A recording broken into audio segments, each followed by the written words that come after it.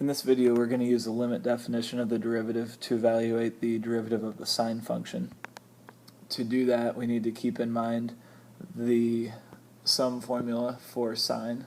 We know that the sine of the sum of two values, alpha plus beta, is this here, is given by this.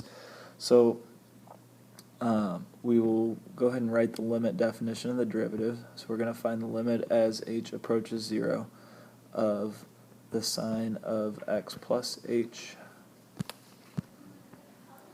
minus the sine of x all over h. And here with this term, the sine of x plus h, that's where we're going to use this identity here. So we'll rewrite that like so.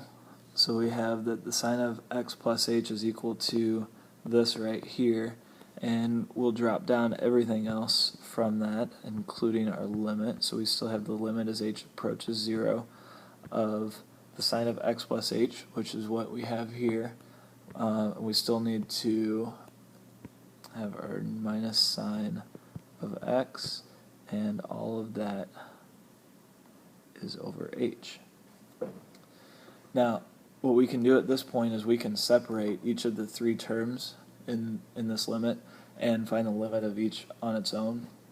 And what's going to happen here is the limit as h approaches 0 of cosine of h is going to go to 1. That is going to make this whole term here go to the sine of x, and so we have the sine of x here minus the sine of x here. So what's going to happen is the cosine of h is going to be 1, and so we have now the sine of x minus the sine of x canceling each other out, and we are left now with the limit as h approaches 0 of the sine of h times the cosine of x all over h.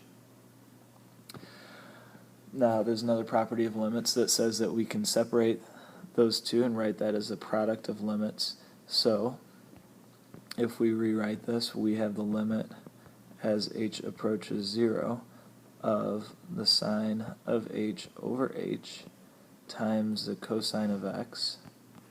And the limit of this term does not depend on h, so the limit of this term is just going to be cosine of x. The limit of this term is an identity that we need to know. That's going to be 1. So this limit here is going to be equal to the limit as h approaches 0 of 1 times cosine of x. And really at this point, since we've evaluated both limits, we don't need the limit as h approaches 0. We can eliminate that.